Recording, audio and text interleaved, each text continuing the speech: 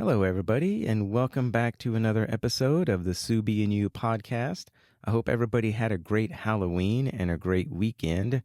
I had to go out of town for work on Halloween. Had to leave at 8:25 a.m. So I will be in Albany, New York, working all week. So if you post this in your Instagram story and I don't respond or reshare or say thank you as I usually do, it's because I'm out in the field having to work and am not at home like I usually am working from home. That has been, that has afforded me to be able to respond to everybody and keep in contact and share and like and everything. So I've been thankful for being able to work from home because it really enables or allows me to keep connected with everyone. So while I am out of town, I will do the best that I can to respond to everybody. But in the meantime, enjoy this episode with Rhianon Gelsomino, who is the co-driver for Travis Pastrana. I am extremely thankful for the opportunity to have her on the podcast and for her to share some of her story and how she got into becoming a co-driver, and then also how she became a co-driver for Travis Pastrana and what that experience has been like for her.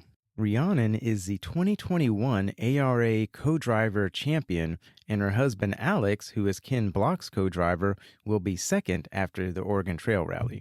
So this is going to be a really exciting episode. Not only do I have Rhianon on this episode of the podcast, but the podcast has its first sponsor. Yes, that's right. Melee Design Firm is now a sponsor of the Subie and You podcast. I'm so thankful for this because the monetary sponsorship helps create less stress so that I can focus on creating more content for all of you out there, the Subie community. Melee Design Firm is your performance battery and battery mount specialist. If you haven't already done so, go check out episode 40 to hear more about this amazing little business and what all they are doing for the Subie community and beyond. So thank you so much, Melee Design Firm, for sponsoring the podcast. With all that said, we will get into the episode here in a little bit, but first we need to take care of some business. The most important item of business I need to take care of right now is that I realized I forgot the shout outs on episode 43. That's the first time I've done that. I guess I've just been a little overwhelmed with so much going on right now. So these are the shout outs from last week and from this week. So we've got OC Soft Road Adventures, Journeys with Jazz, Suba Extreme, YesCom USA, Fozzie 562, Kev Subie, Morningstar Subaru, RSC STI 001, Trail Rex Colorado, and OBW Rude Girl. Thank you all so much for checking out the podcast and for tuning in.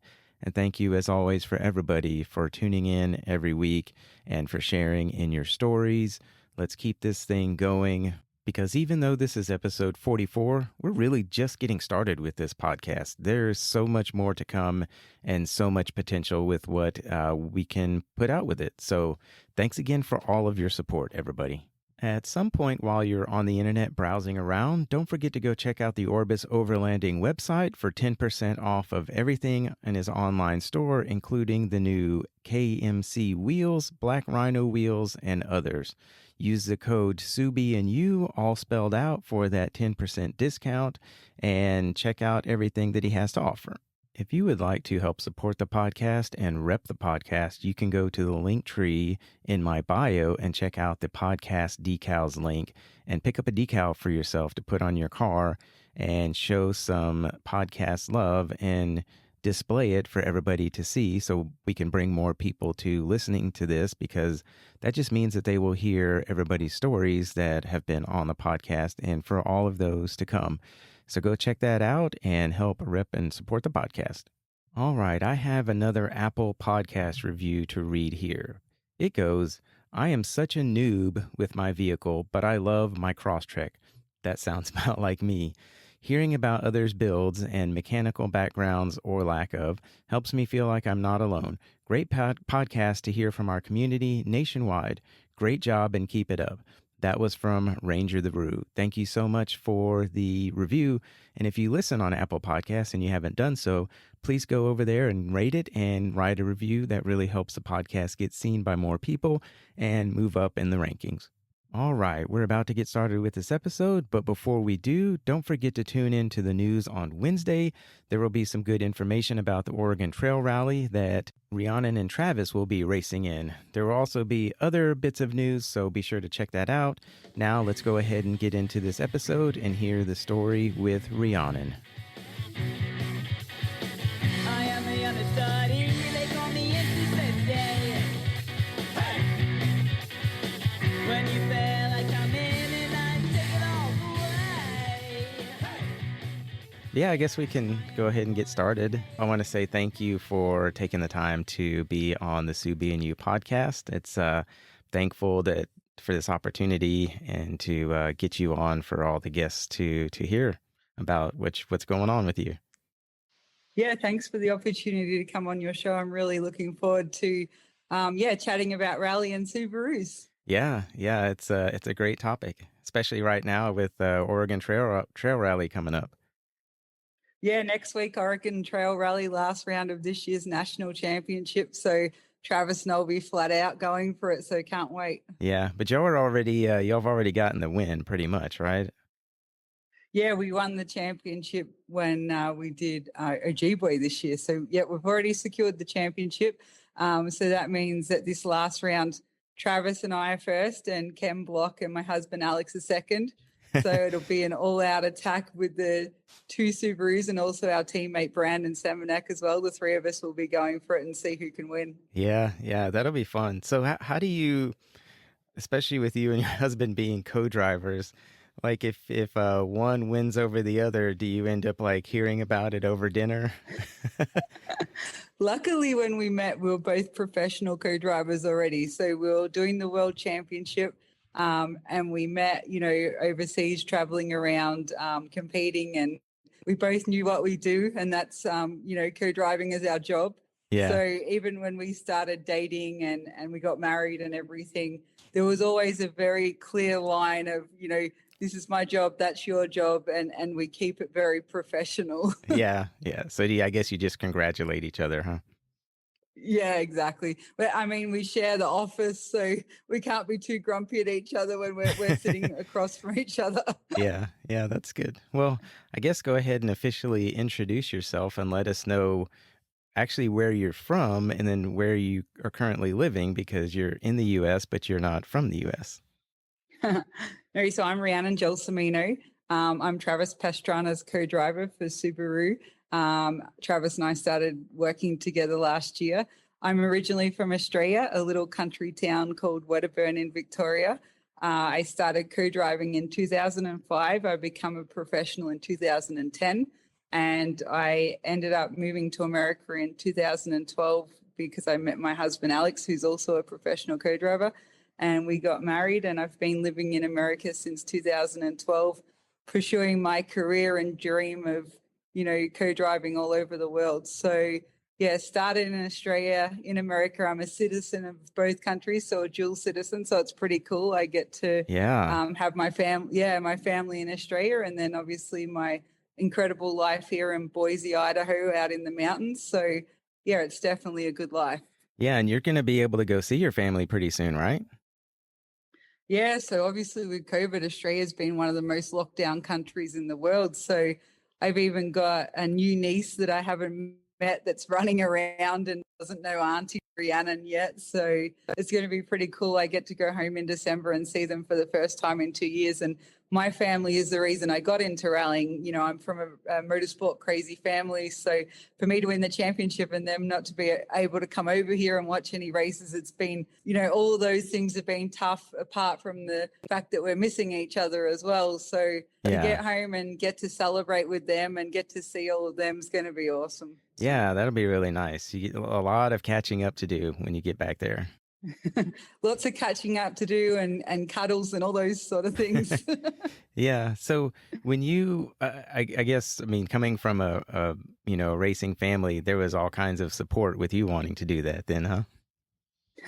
Yeah, I'm lucky. My dad started off in Speedway. So when he was young, he was a Speedway driver. And then he moved to rally when I must have been about 5 years old.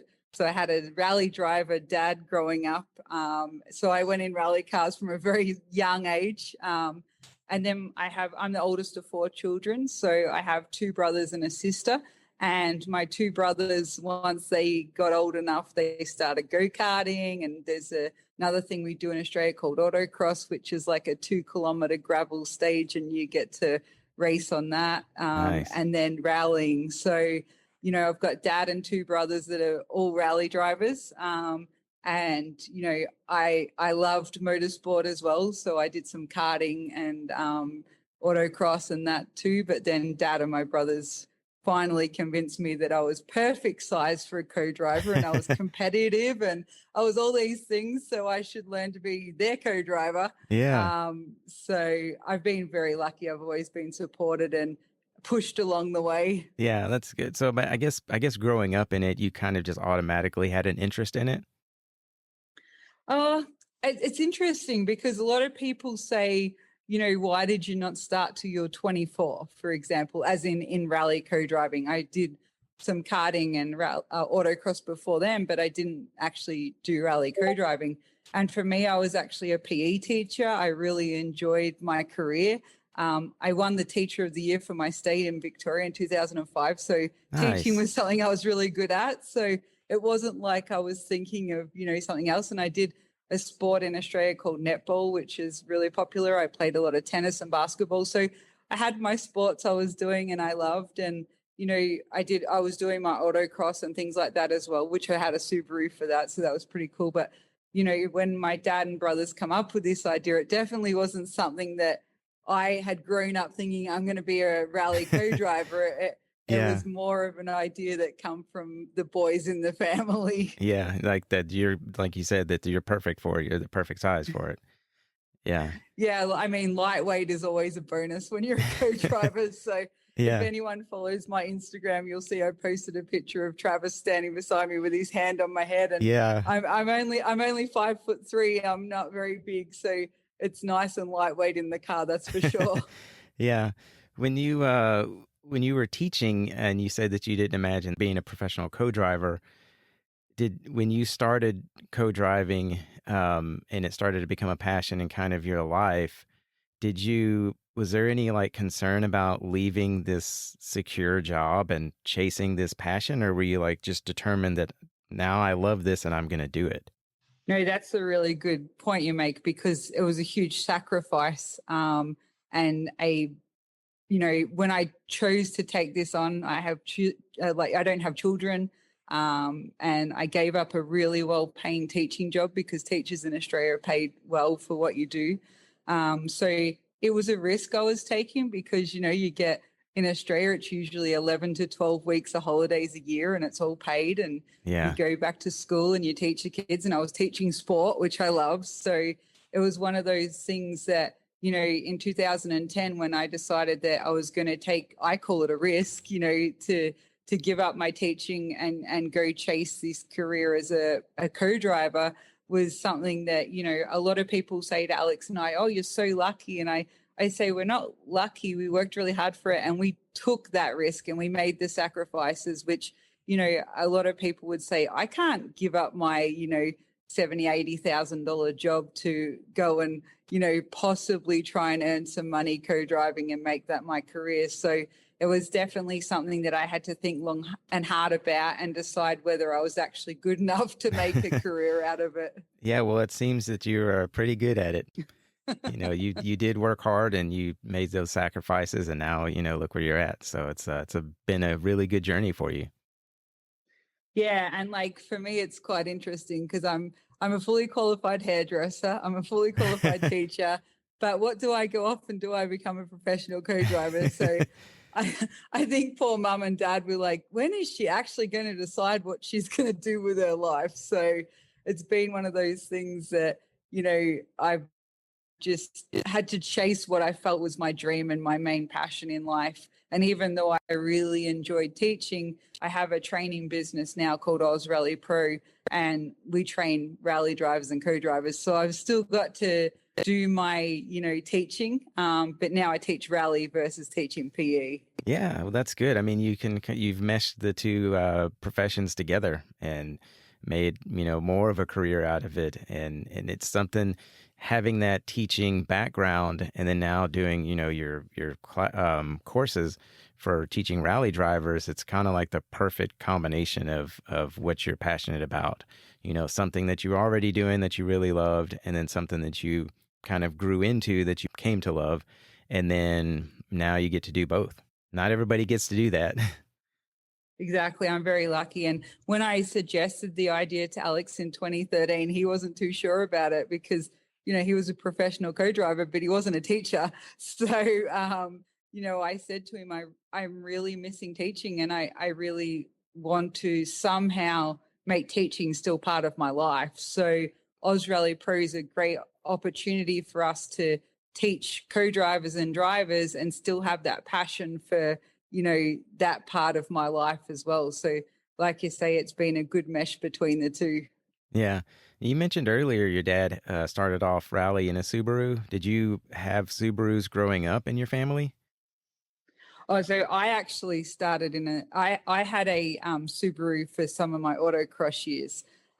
It was a GC8. I'm not sure if we call it that here in America. And I also had a Subaru RS, which is a non-turbo. So I had two Subarus that I raced, which one of them ended up being turned into a rally car because in autocross you can run like a half cage. You don't have to have a fully caged car and things like that. So as far as that's concerned, I've had two Subarus, which I personally raced me driving. And then as far as road cars, I've had a Subaru Outback and a Subaru Legacy, which have all been fantastic cars. So my two brothers both still own Subaru rally cars. One has a tarmac rally car that's a Subaru, and the other one has a gravel Subaru rally car. And my brother and I have won rounds of the Australian Rally Championship in that. So there's definitely a lot of Subarus in the garage in Australia that are rally cars, which is pretty cool. Yeah. Now, is your personal car now a Subaru?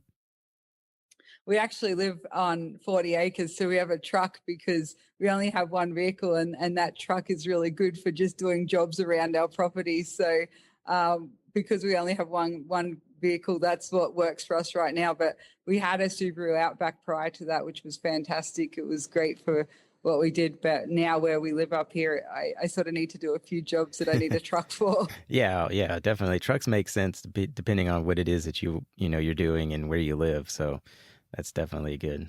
Subaru needs to just make a truck. Yeah, that'd be pretty cool. Don't they have a Brat? I don't know if that'd work up here though. Yeah, it's a little small, but those are cool. I know that Exactly. Bucky just rebuilt one for Paris. That looks so awesome. They did a good that job. looks sick. Yeah, I know you've raced in a bunch of different cars for rally. Do you have a preference in which type? I mean, is Subaru your preference, and how have they differed between racing in Subarus and others? Yeah, I mean, I've raced in a lot of cars, like you mentioned, and I've actually raced in a lot of different Subarus. Subaru has been the car that I've probably done. I've done around 170 rallies now, and I would say the majority of them have probably been in Subaru, to be honest, just because growing up, that's what my brothers had. They had Subarus. So when I was co-driving for them, that's the car they had. And then a lot of the drivers that I've worked with, Nick Roberts, I did 15 rallies with him throughout 2014 and 15 in the American Championship, and he was in a Subaru. So it's definitely been a car that I've spent a lot of my career in.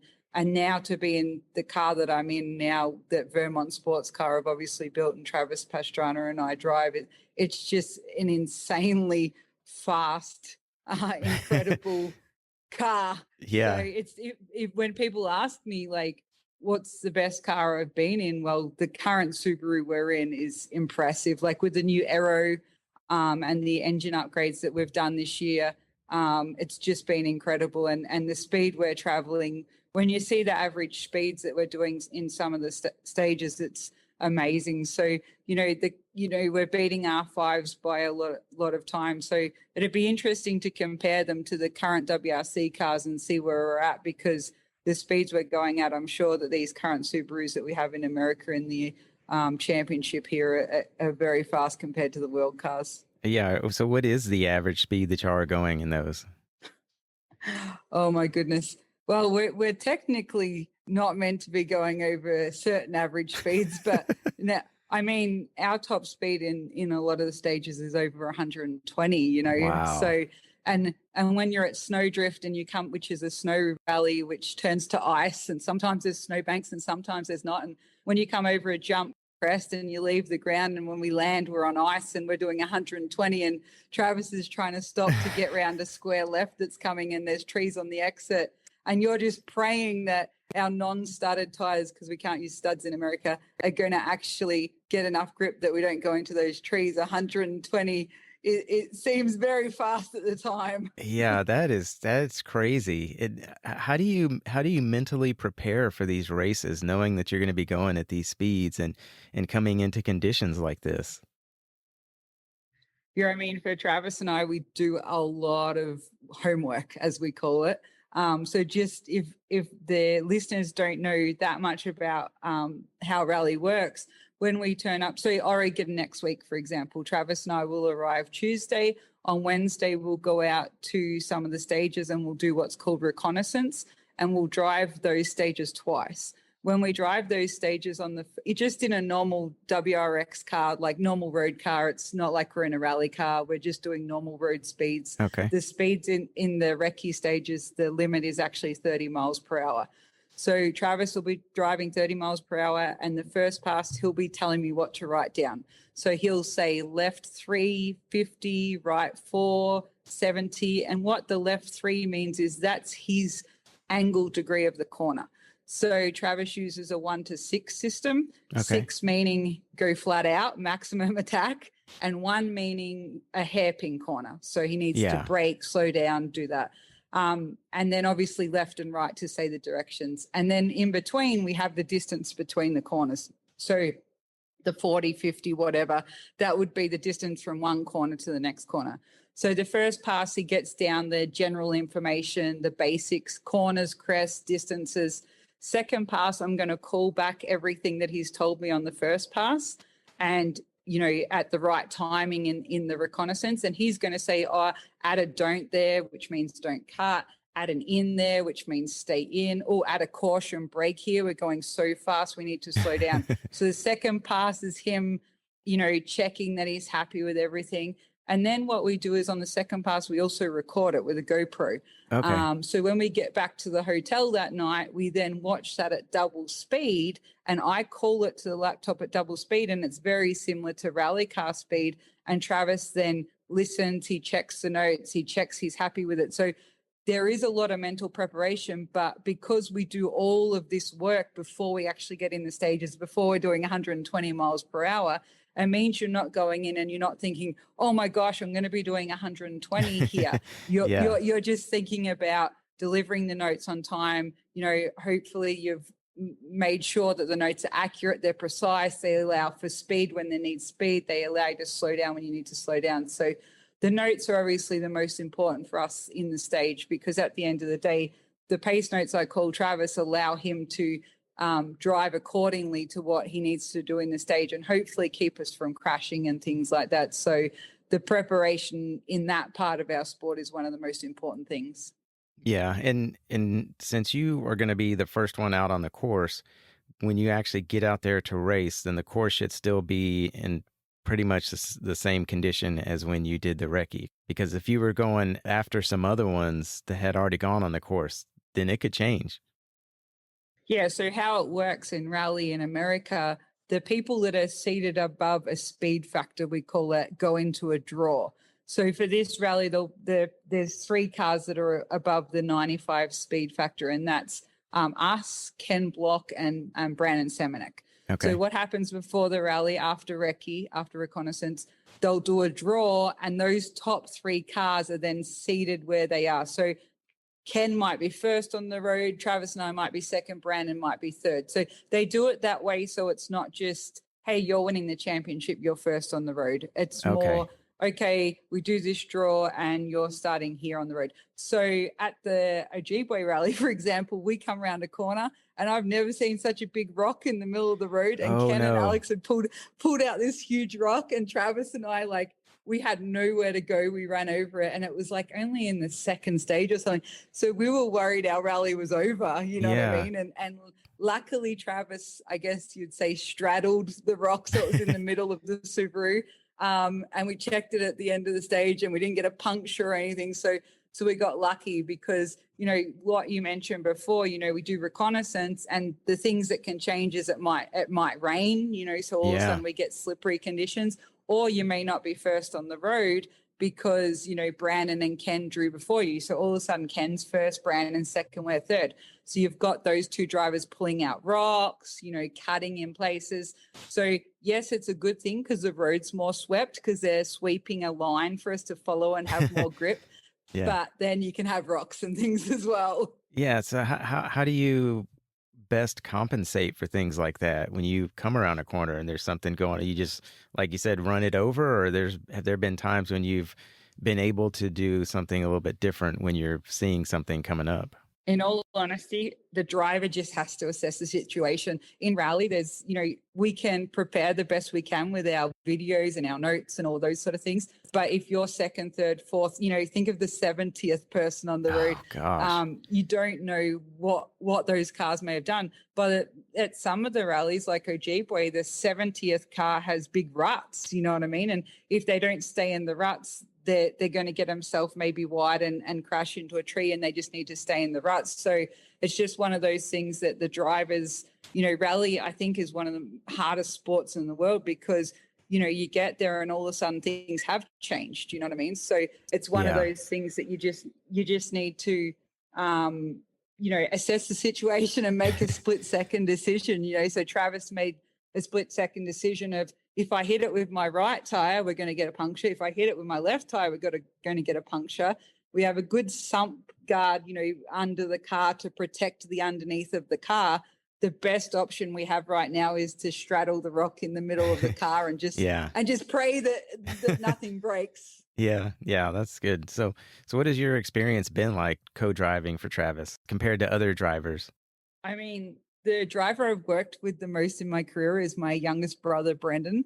So we've done like 80 or something rallies together all over the world. And my brother's, you know, very particular. He's a hard, like his notes are very demanding and things like that. So it was really good because growing up racing with him and him being such a good driver and so particular with his notes, it actually allowed me to develop really quickly.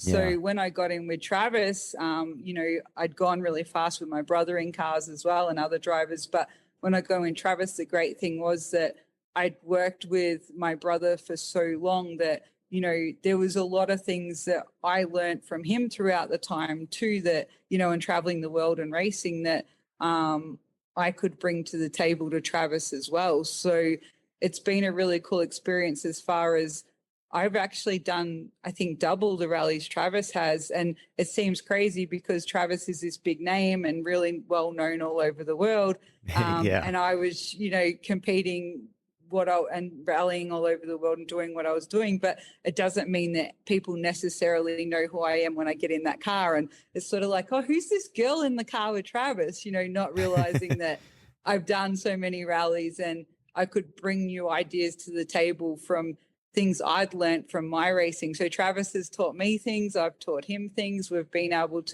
done 9 rallies together and won 5 of them. So Nice. we've been, you know, a really solid team. We both are very, very competitive. We both like to work hard to make sure we achieve the best result we can. So, you know, as far as that's concerned, there's no question of how hard both him and I are willing to work to make, you know, these things happen. So it's been incredible, and I'm looking forward to next week because we had to miss the last round because Travis had other commitments. So Yeah. it's meant that it's been 2 months out of the rally car. So I'm really looking forward to getting back out there and going flat out and doing what we do best. And that's, you know, going fast in stages. So when you're not in your rally car and you're like had to miss the last race, are you teaching your courses? Yeah, so usually I have a race every, say, 3 weeks. Okay. So in between that, Alex and I schedule Oz Rally Pro training, but we also have a lot of work that we need to do for rallies as well. So, for example, for preparation for this rally, I had to contact Travis's old co-driver because I haven't done Oregon with him before. So I Okay. had to contact Robbie, who lives in the UK, and I had to get him to scan old notes, because what you do in rally is, if you've done that rally before and you look through and some of the stages are the same as the years before, you're going to want to try and use those pace notes, Yeah. because what that means is you can just keep developing them. So if Travis has done a rally 5 times, those notes have not only done recce 10 times, because you do each pass twice. Yeah. He's also raced on those notes, so they're obviously very good notes. So for this rally, there's 18 stages in total. 8 of them are different because we repeat a lot of them. So I was able to look through the maps, check all the data, and find out that 6 of the stages Travis has ran previously. So I contacted Robbie. He sends me scanned notes. I then write them into my handwriting in my pace note books. I then get the team to send me the onboards that correlate with them, so the videos that they ran that I can look through. So then what I've been doing this week, I've been going through all the notes and the videos. And then today I scanned the notes and sent the videos to Travis, because now he'll go over them before the rally also and say, oh, I lifted there. Why did I lift there? I'm going to add a max there. So he'll then add on his little photocopy at his house, he'll add some things and he'll send it back to me. So even before we start the rally or recce, anything like that, there's countless hours we've put in. So yes, it's Oz Rally Pro training, but it's also preparation for the rallies that I'm doing in between events as well. Yeah, it's definitely a lot of work, and it's very important when you're going out there at those speeds. So it's really cool. Thank you for sharing all of that. So No problem. Yeah, somebody asked, with the relationship you and Travis have built, in such a short period of time, would you follow him and be his co-driver in any vehicle? Like, let's say he decided to do a motorcycle with a sidecar, It's funny because I know Travis so well now. I think of him as a brother, like my brothers as well. And I trust him like immensely, you know what I mean? So even though I know he does a lot of crazy things like that, and people will be like, you're so crazy, why would you co-drive for Travis Pastrana? But to me, he's very calculated. There's always, I went skydiving with him because I happened to say, oh, I always dreamed of going skydiving, not thinking that the next rally, all of a sudden he would take me skydiving. You know what I mean? So it's one of those things that, yes, I go flat out in a rally stage in the Subaru, and we're, seem crazy to so many people. But then, he has convinced me to do things like skydiving, and I'm sure there'll be other things that come along. But in all honesty, I trust him. I trust his judgment. He's an incredible sportsman, and if there was something crazy that he wanted me to go in, knowing me, I'm pretty crazy too, I'd probably go for it. Yeah, no, that's good. Yeah, that trust has to be there, and it sounds like y'all have a lot of trust with each other and a great team, working well together. So, how did you come to be his co-driver? So obviously, I've been racing in America since 2013. So I've come across Travis quite a few times, and he's always had his co-drivers that he's been working with. And then last year, COVID happened, and Robbie, his co-driver, lives in the UK, and Robbie wasn't able to get into America. So Travis contacted me before the Ohio rally because he knew that I lived here. I'm a professional co-driver, all those sort of things. And I was already booked by another driver, because how it works is when you're a professional co-driver, you're like a contractor. So, last year I worked with 7 different drivers before I committed full time to Travis this year. So I had 7 drivers in 2020 because it was such a all over the place year with COVID that, some drivers would need me for one event here and there. So last year I did 3 rallies with Travis, and it come about because, I did that rally in Ohio, and he had to use someone else because I wasn't available. And then for the next rally, Ojibwe, he said, hey, are you going to be available for the next race, before someone books you, sort of thing. Yeah. And we'd never worked together. And it's really important that if you're going to commit to something like that, it would have been silly for him to say, can I book you for the rest of the year when we'd never worked together? The tone of a co-driver's voice, the way they pronounce the pace notes and everything is really important for a driver to gel with. So Travis said, could we do a G-Way together as a test rally and see, how we go? And we won a G-Way, so it's pretty nice. funny. We finished and we'd just done the podium, and I'm like, so do you need me for the next rally? And he's like, yes, no problem. Oh, that's so awesome. Yeah. So then this year, I'm actually just booked with Travis. So not working with any other drivers this year, just contracted to Subaru and Travis. And that works really good for me because one of the hardest parts about jumping from driver, car to car is the fact that you're dealing with everyone writes different pace notes. So my brother, for example, is a 1 to 10 system. So 10 for him as fast as you go and then 1, and he says number first, direction second. So he would say 10 right. Travis is 1 to 6 and he says direction first, so left 6. And even though it's written down on the piece of paper and that's what you need to read in your book and stuff, when you're doing 120, if for some reason your mind clicks back to the driver you worked with last week and they said 6 left, and I say 6 left to Travis instead of left 6, he clicks out of the subconscious, and then, he might lift because he's like, what, 6 left? And it should have been left 6. So I've been able to just fully commit to that job with him this year, and it's definitely made it a lot easier for my focus and turning up to the rallies and just knowing his system backwards. Yeah, no, that's really good. And I imagine y'all probably clicked pretty quickly getting together in that first race, huh? And then, you ended up winning, so.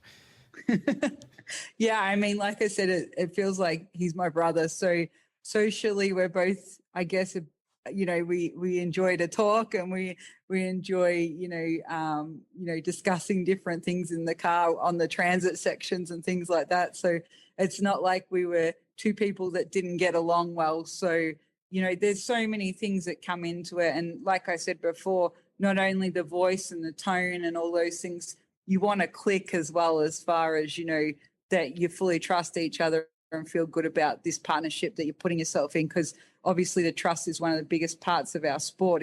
If Travis is worried that I'm not going to do the job that he needs me to do, he can't have me co-driving because, it's a very dangerous sport. So you can't be risking that he hears something and it doesn't process for him. So it's definitely something that you need to click and make sure that it works. Yeah, well, y'all work well together, so that's good.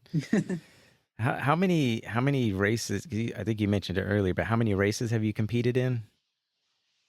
I'm like near 170 or something now, all over the world. I'd need to look at my little book that I got. Maybe 167 or something. Okay. I'm close to 170. So I'm getting up there, and I think it's been like 18 countries or something crazy like that. So it's been pretty incredible, considering like the small country town I come from in Australia is like, I don't know, 700 or 800 people. It's tiny, and most of them wouldn't have even left Australia, let alone doing, what I've done. So it's been pretty cool for the community back home too, to follow my racing all over the world. Yeah. And how was that for you, going from a small little town like that and growing up, around rally and around, racing, and then becoming a teacher to where you're at now?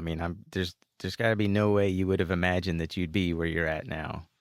What has that been for you? Yeah, I definitely, when my brother and I were doing really well and winning, rounds in the Australian Rally Championship and New Zealand Rally Championship and different places, I started to realize that maybe one day I could be the Australian Rally Championship, for example, win that. And in 2014, my brother and I really had a good attack at it, and we went into the last round leading, and in the last round we had a mechanical problem and we lost the championship and come second. And at that point in time, it's crushing, because you're like, wow, I wonder if I'm ever going to get the opportunity to get to that point again. And then in 2016, him and I won I think it was 3 rounds of the Australian Championship, but back then you had to pay a championship fee to get championship points. So it was getting, I'm 40 years old now, and it was getting to the point where I was, doing rallies here and there, not necessarily doing championships. I did the Scottish Championship in 2016, but I think I did 4 of those rounds with one driver. So you weren't going to earn enough points to win that either. So it was one of those things that I was winning rounds and national rounds in all these different countries, but not necessarily doing a full championship. So when Travis booked me for the full championship this year, it was pretty exciting because I knew we definitely had the ability, the talent. Our Subaru's an incredible car, so there was no question about that. It was just a matter of could we put everything together to actually win the championship. So for this little girl from this little country town in Australia to think that I would one day be an American and Australian citizen and be living in Boise, Idaho, and win the American national championship is probably something that I would never have dreamed of. That's for sure. Yeah, that's really amazing. And it's cool to hear stories of how people have followed their dreams and ended up doing something that they never thought that they would end up doing and then become really successful. And it's cool to see people doing that and getting to where they are now after starting off doing something that they were just passionate about and kind of doing, for fun, and they enjoyed, and they get to all these great accomplishments. I think it's good for young girls too to see, like, I compete in a very male dominated sport. But because I'm so competitive in my nature, I've never even thought about myself being a girl in the sport, if that makes sense. Yeah. I've always just been a professional co-driver who wants to beat everyone, so Yeah. I think it's really good for young girls, like when I see them at rallies and stuff and they come up and to see, that they're interested in rallying now and they're interested in motorsport and trying to bring that new generation of girls up into the sport, because far too often, I'll hear young girls say that I can't do this or I can't do that because I'm a girl. Whereas, it's important to see that, anything's possible if you work hard and you dream big enough and just chase that dream, because who would have ever thought I would get where I am from where I come from in this little country town? I think I got my passport when I was 27 or 28 years old. So it's not like I was someone who was traveling the world from a young age or anything. So it's just one of those things that I think no matter what age, you just need to set goals and dream big and just chase them. And I had a situation in 2009 where I had the most serious crash of my career and my legs were broken in 9 places. I saw that. Died. Yeah. So I nearly died and it was horrific, but I recovered from that. And because my passion was so big for this sport, I kept chasing it. So it's one of those things that I say to people, you'll get knocked down, you know what I mean? But it's how you come back from that, shows people what you can achieve rather than just giving up when you're in your hardest and lowest times.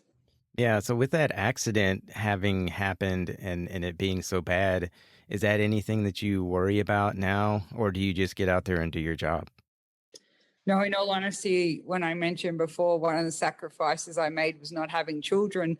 I honestly know how dangerous the sport is, and it's one of those things that when you're married to another professional co-driver and you're both out there racing on the stages, you can't risk having young children when you're both doing that job, you know what I mean? So It's one of those things that, Alex and I, we both are very passionate about what we do and we're very committed to our racing and we understand the risks, when we both go to a race, we take all the precautions necessary with safety and preparation and everything like that. But, when I broke my legs, I didn't expect that to happen, but I also knew, yes, it's one of the things that can happen in our sport. So I guess, as long as you're doing everything you can in your, will and power to make sure that you're doing it, safely and all those things, that's what really matters as far as, not being scared and worried about crashing and getting hurt. Yeah. So where did the where did the tradition come from? Because I've just seen clips of it, and I've never really I don't know any story behind it. But the thing with taking the shoe off and drinking out of the shoe, where did that come from? And how many times have you had to do that, or have you done that? Oh, Travis and his silly games. So I originally thought it was Daniel Ricciardo, that Formula One driver, that started the shoey. That's what everyone sort of made us believe. But then when I had this conversation with Travis, he seemed to think him and the Nitrous Circus guy started this shoey thing. So, so what it is, if people don't know, when you finish the race, if you win, you remove one of your racing boots and you put usually alcohol, but I don't drink. So usually alcohol in it, and you drink out of your boot, and they call it a shoey. So when Travis and I won Ojibwe last year, he said it had been a while since he'd won a race. So he did a shoey. And there was no way I was doing a shoey, because I was like, that's just disgusting. Yeah. So then silly me at Ojibwe, the start of the week, we were out for dinner.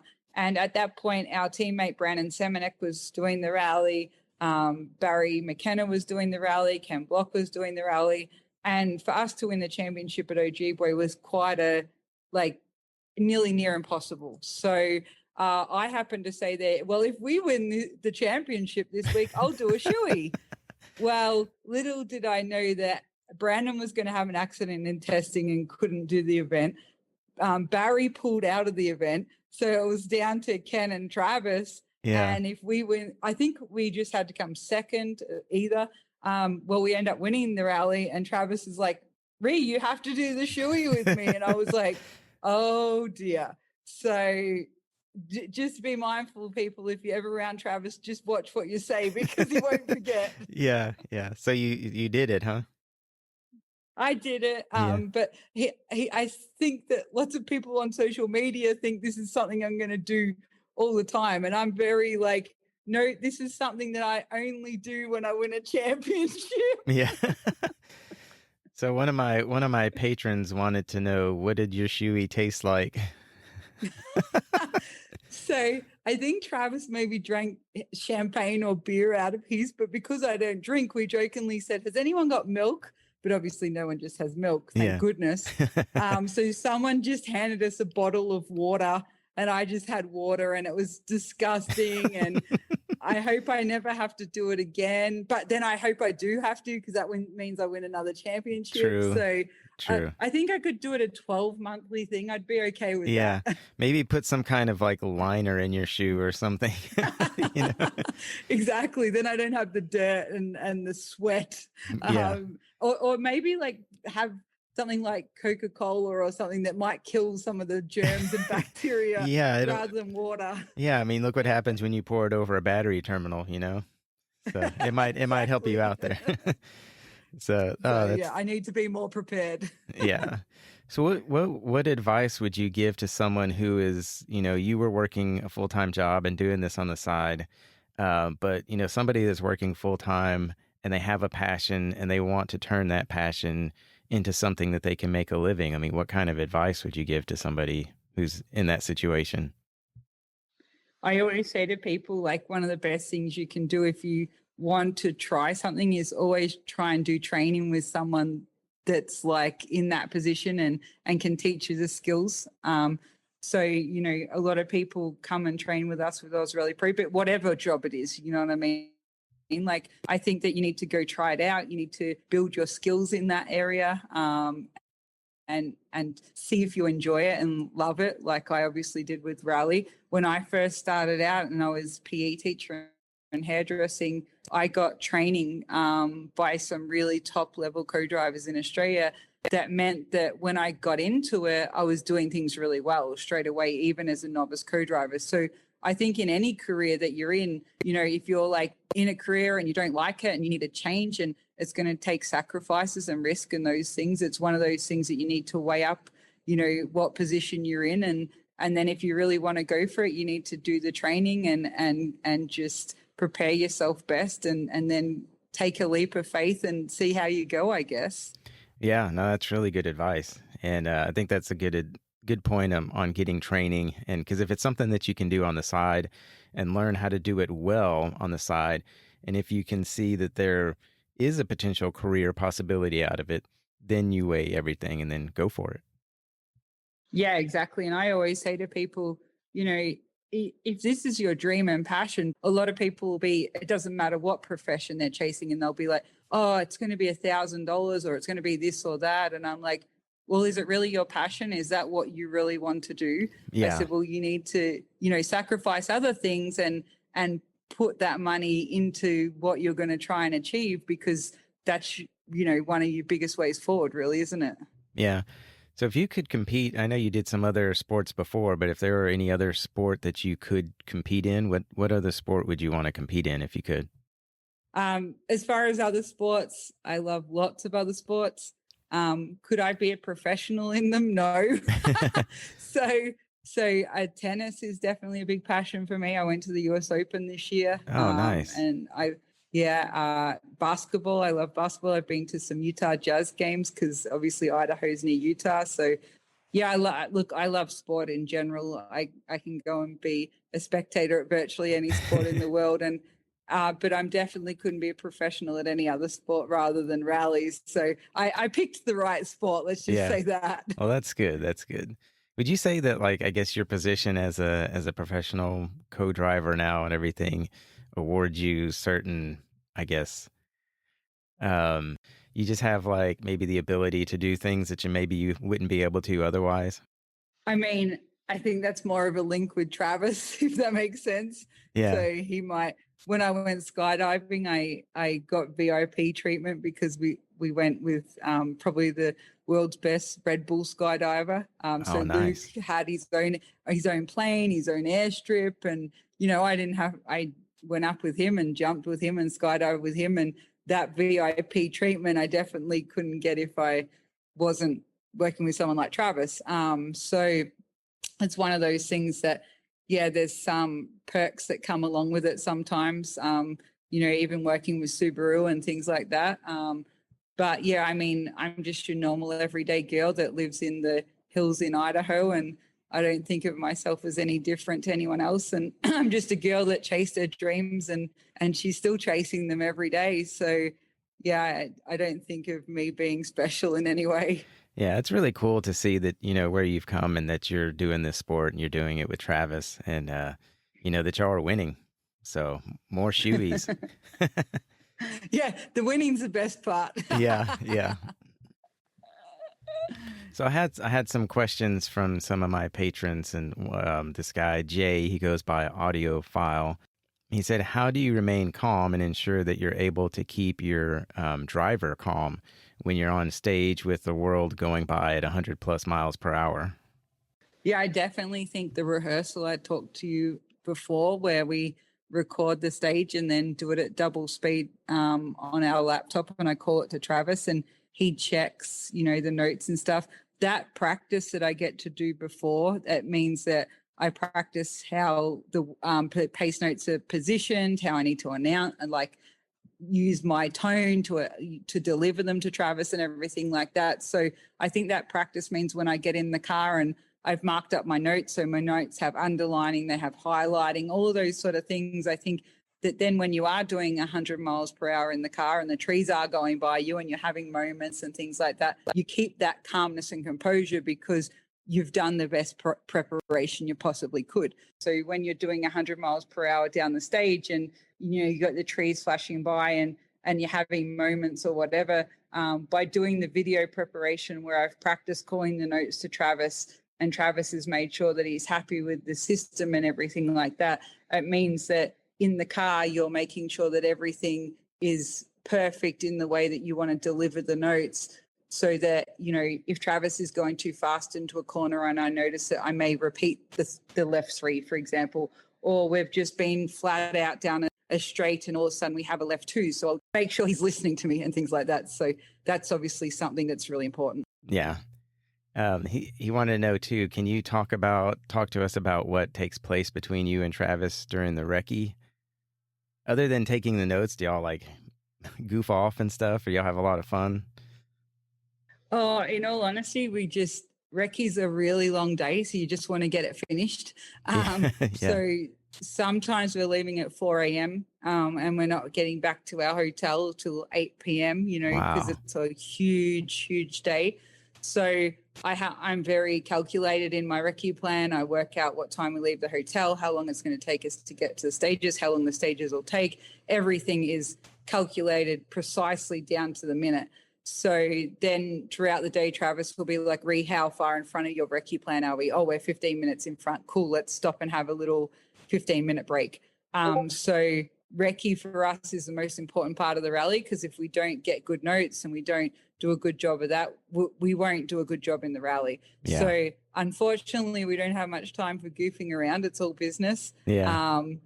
But at the end of the day, we both love what we do. And for us, it's about winning. So when you're there to win and you're there for that reason, you're just always 100% in everything you're doing. Yeah, that's good. That's good. Do you ever have any inside bets with your husband on the outcome of an event? Like who has to do the laundry for a week if one of the other wins or doesn't? No, that might cause some arguments at home. So definitely no inside bets. Okay. So his last question is, why do you wear a pink watch on both arms? So the reason I wear two watches is it's a backup. So I always have a backup plan. So my watch on my left wrist is my main watch, and then the watch on my right wrist is my backup, just in case something fails on it. So I just don't like to have. Yeah, it's just a backup. Yeah. Okay. All right. Yeah, that's good. I mean, it's good to have that, especially, I mean, going at those speeds and everything being so critical out there on the course. Definitely. Yeah. So it's important I check the stage time that I got when we get to the end of the stage to see what they recorded us as. So if for some reason one of my watches failed, I also have to check Travis into the controls. It's all ran by a time card. So it's really, timing is one of the most crucial things. So I have 20 minutes to get him, you know, say 8 miles, and I have to direct him to the stage, and it's on it. And then I have to check him in on exactly the right minute. And then when we're checked in, we start the stage. I have to time the stage. I have to make sure that I'm happy with the stage time they gave me. So timing is one of the most crucial things of a rally co-driver. So that's not only am I calling pace notes, I'm having to stick to a really strict time schedule that they're following with a time card, you know, things like that. So my watch is one of my most important tools. Yeah, no, it's good. Good. So Anthony, who goes by Chewy Roo on Instagram, said, how far ahead of the next corner, jump, obstacle do you have to inform the driver of what's coming up? So all drivers are different. Travis likes his notes to be a little bit late, so that you don't get too far in front. But when I say that, you still may hear me call two corners together, because they may be sixes. So it may be a left 6 into a right 6, and they happen so quickly at speed that if I don't call them together, I'm going to be late on the next note. Yeah. So it's one of those things that it all depends on what speed you're traveling at, and what distance you have after the corner. So if I have like a left 2, which is a slower corner, it's a little bit of a time for me to have a breather. You know what I mean? So I can take my time. He pulls a handbrake, he throws the car around. Oh, now we've got 50 meters. You know what I mean? Versus 50 meters when you're doing 120 goes that quickly that I don't have time to pause. So it's all dependent on the speed we're traveling at, how much the driver can retain. And like I said, Travis likes his notes a fraction later. So that means that I have to be really careful with, you know, not calling a note too late at the same time. Yeah. So everything in distance is done in meters? For Travis, it is. Every driver's different. So if you ever see our recce car, you'll see that there's 2 monits, which are trip meters in our car. The one on his side is measuring meters. The one on my side is measuring miles. The reason mine is measuring miles is because when I'm in the recce, I'm following what's called a road book. So I make sure that we're going the right way in the stage, because we're obviously out on a forest road and there's junctions and things like that. Yeah. So when we're doing recce on the first pass, I'm following that road book, which is in miles. Okay, yeah. And so I need my trip meter in miles to follow that, to say, oh, we need to turn left here. So Travis, knows, oh, okay, the stage goes this way in the recce. And then when we're in the rally, everything in America is done in miles as far as the stage distances and stuff. But if you go to the World Championship, it's done in meters and kilometers. So it just depends on where you are in the world. But the driver chooses how they call their distances. And for Travis, he likes to use meters. But I wouldn't say meters. I would just say 100, for example. Yeah. Yeah. Because then he knows what it is and you know what it is. So. Correct. Yeah. Okay. And then Josh, who goes by Wraith Trek, he wants to know, what is the most memorable experience you have during or from a race? I mean, winning the championship is obviously a huge highlight for me. And being with Subaru Motorsport USA, like what a dream, So Yeah. working with Travis, working with Subaru is obviously definitely a highlight. But then another great thing for me was back in 2010, and my brother and I had won a position to go do a shootout in Spain, and it was called Pirelli Star Driver. And they picked the best 16 junior drivers in the world, and they had to go to Spain and do a shootout. And my brother and I actually won the shootout, which meant that Nice. we won 6 drives of the Junior World Championship sponsored by Pirelli for 2011. So it was a huge deal. There was no brother and sister, or I don't even think there's a brother and sister in the WRC at all when we're racing. It's very unheard of. And to think that we'd achieved that and won that opportunity was definitely a big kickstart in my career, because that was when I started doing the World Championship and traveling around a lot because of that opportunity that we won back in that year. So they're my 2 biggest highlights in my career for sure. Yeah. And then Josh's dad, he said he wants to know, how close have you come to pooping your pants while being in the car with Travis?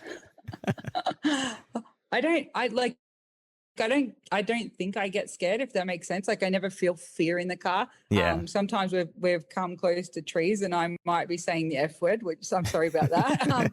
But like, that's more just like, oh, F, we're going to hit a tree. Not like, I don't, it's, I think just because I've been in the sport for so long and I grew up around the sport, that I didn't develop the fear, which a lot of other people may, because they might all of a sudden get in a rally car when they're 30 years old. I maybe went with my dad when I was 5, you know what I mean? So you're used to it.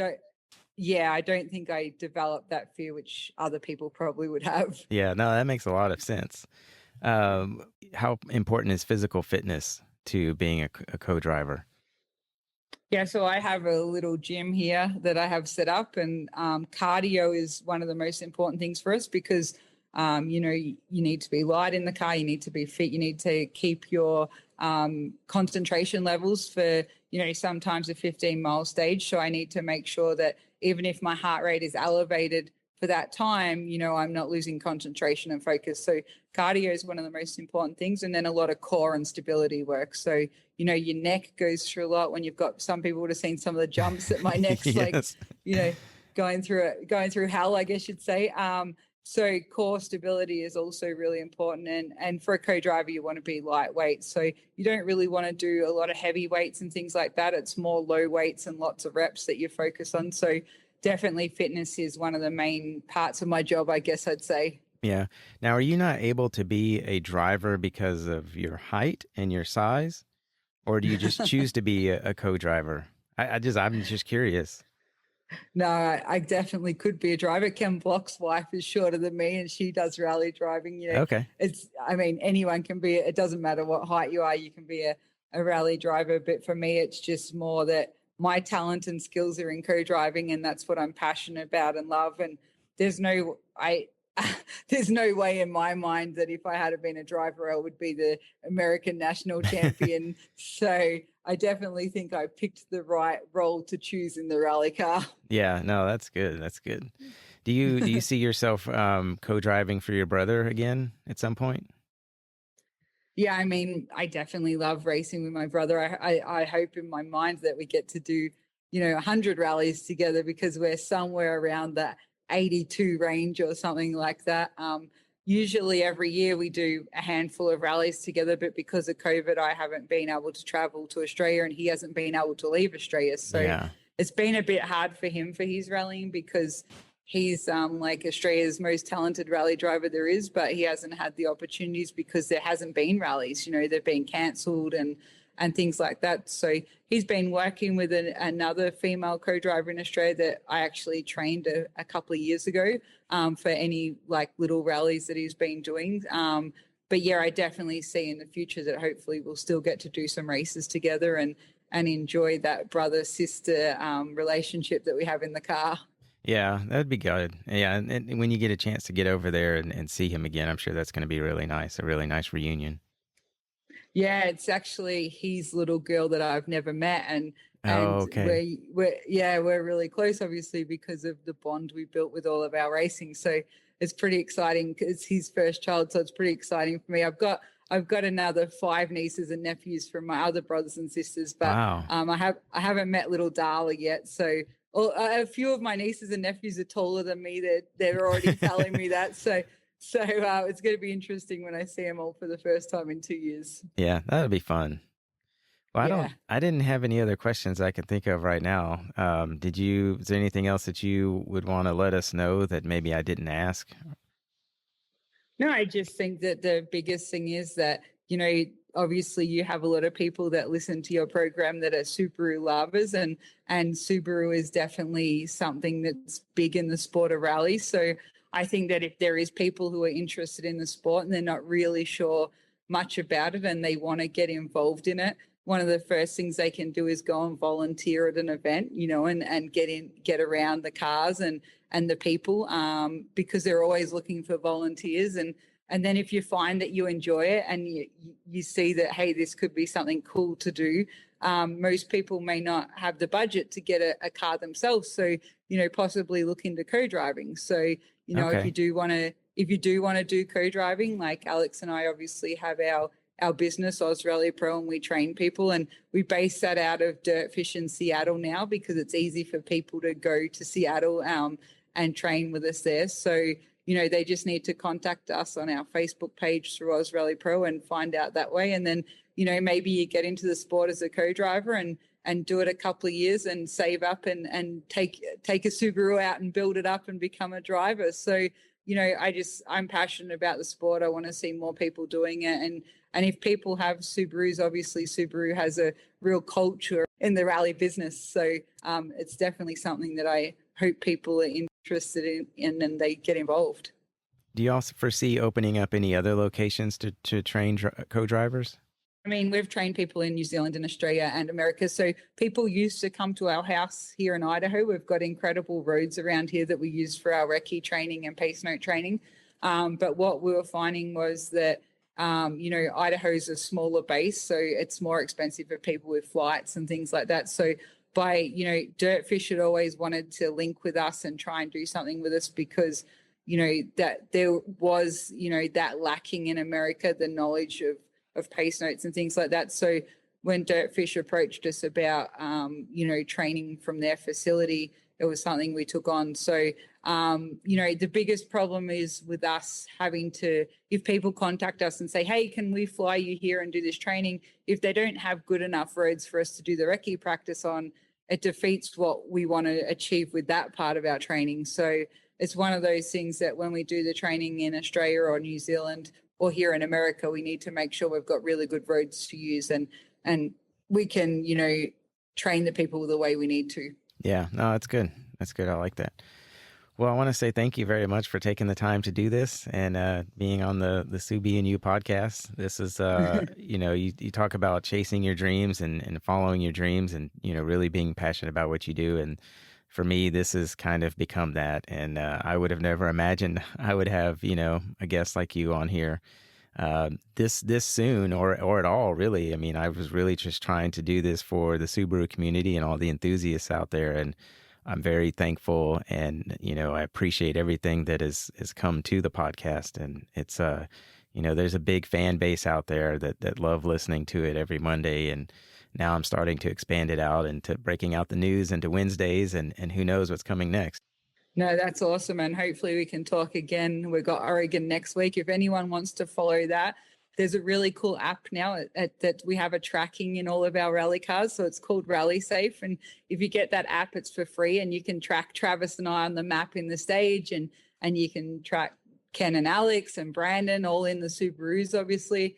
And it'll tell you the stage times and all those sort of things. And then there's obviously the American Rally Association Facebook page. They do some live feeds and things like that. So it's next Friday, Saturday, Sunday, the race. Check it out and follow us. And, let's start building not only your community of talking about Subarus as their road cars, but Subaru rally cars. Yeah, this is really exciting. It's nice to have something new for the podcast. So thank you. No problem. All right. Well, you have a very good evening, and we will wrap this up here. And, thanks again. I really appreciate it. Thanks for having me on the show. You're welcome. All right. We did it. Another episode.